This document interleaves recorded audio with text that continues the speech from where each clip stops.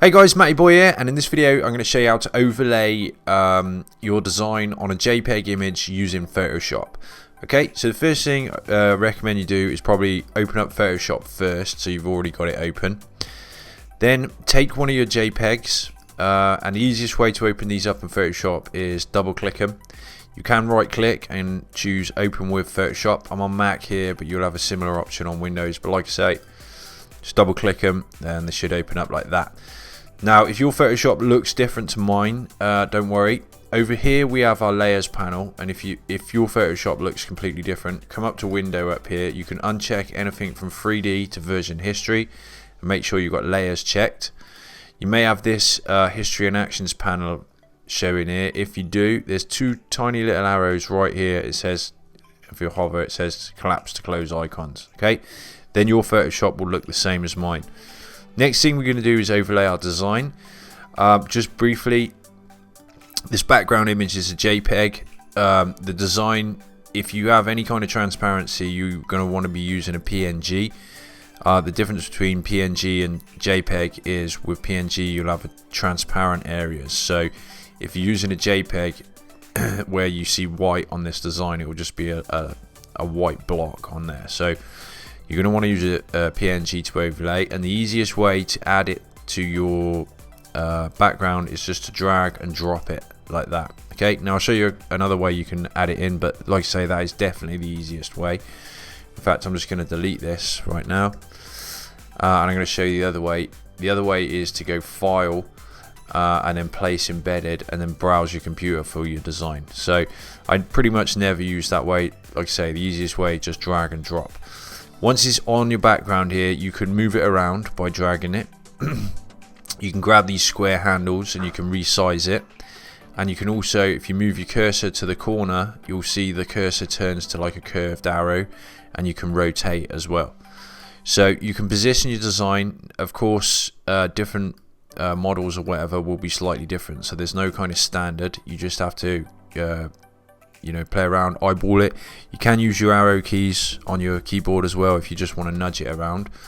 Once you're happy, you can either press return or enter and it places it, or you can just click over here on this grey area and that will also place it. Now if you want to go back and tweak and put it back into free transform, just click the layer over here. This is my design layer here. And then the easiest way again to do this is Command on Mac or Control on Windows and T. So Command T or Control T, and that puts it back into free transform. I'm just going to click over here to go out, and the other way of doing that, if you highlight here and we go Edit, you can choose free transform there. But like I say, I very rarely use these. The shortcut is much easier, so it's Command T on Mac, Control T on Windows.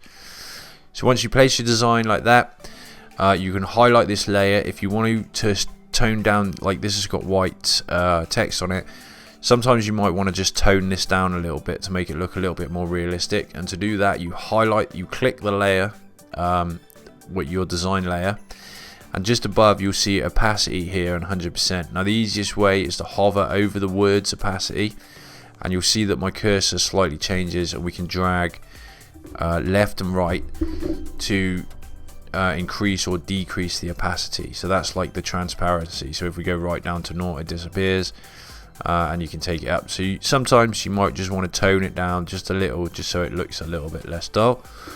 Once you're happy with it, we can then go File, Save As. Okay, and then Windows will look slightly different. I'm just going to go over here on my desktop and save this, but you'll have a drop down here. Sorry guys, made a mistake there. What you want to do is go Save As Copy. Sorry. Then I'm going to choose the location. So in this case, desktop. I want it as format as JPEG. You can choose different formats, but I recommend you go with JPEG. You can also rename it if you want to. I'm just going to leave it as black, and then go ahead and hit save. You can choose the quality here. I'm going to keep it at maximum quality, but you can tone it down a bit to reduce the size. And if we go to my desktop where I saved it, here is our mock-up there. Okay, so that's very simply. While we're here, I'm going to show you a couple of other things you may want to do. What I'm going to do is add a logo up here. So I'm going to add the logo from my designs website. Again, we can drag and drop. One thing to note, just to note about when we add images here, when we've got multiple layers, over this side here is the layers.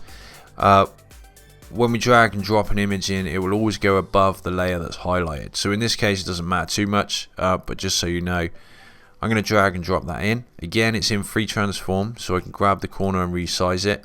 So you can brand your mock-up there like that. And this could be any image. I'm using a logo, but you could have any kind of promotional graphics there like that. I'm going to click over here in this empty space to place it, and we now have our branded mock-up. Also, if you want to, you can select the text tool from the left side here, this toolbar on the left, and we can click our cursor on the canvas here, and we can just add some text. So on sale now, whoops, now we'll put that. When we're using text, if I hover over the text, you can see my cursor is more of a straight line. If I go away, it comes to a crosshair. So when it's on a crosshair, we can move it and position it. So let's put it down here somewhere. You may want to change the size, color, or font. So to do that, if you triple click on the words, if we come up to these two T's up here, you can hover over the two T's and drag left and right to change the size like that. If you want to change the font, here, if you click this little arrow, it will bring a drop down menu, and you can just kind of rotate through your fonts, and you can choose a different font. Now it's worth noting that fonts need to be installed on your computer for them to show in Photoshop. If you want to look for fonts, some great places to look are Font Squirrel, DAF Fonts, and Google Fonts. They're all places where you can use fonts, unlicensed or licensed fonts. If we want to change the color, again, highlight everything. There's a little thumbnail up here. You can click that. You can then drag around on this color palette here. You can drag up and down to change the different colors.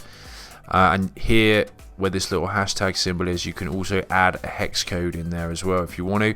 And if you want to match something off your design, if you drag away onto the canvas area, you can click these different colors that are on the canvas area. So some cases you want to match it up with your design, you can click anywhere on here and just pick a color, whatever it is. So I'm just going to hit cancel there. So once you're happy with it, I'm going to put it back to white. Oops, I didn't just triple click that, sorry. Then I'm going to put it back to white here, just so we can see it a bit better. Again, when you finished, file, save as copy, choose a location. I'm just going to overwrite this one. We can, let's give it a new name. Let's name it. Okay, name it whatever you want. You can change the format if you want to. I'm going to leave this on JPG. Go ahead, hit save. Change the quality if you want to.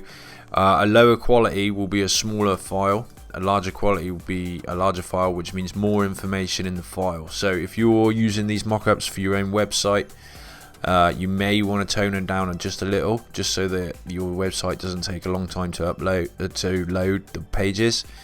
If not, just keep it on max quality, hit OK, and that's it. That's done. Okay, thanks guys. Hope that was straightforward enough, and I'll catch you in the next video. Bye for now.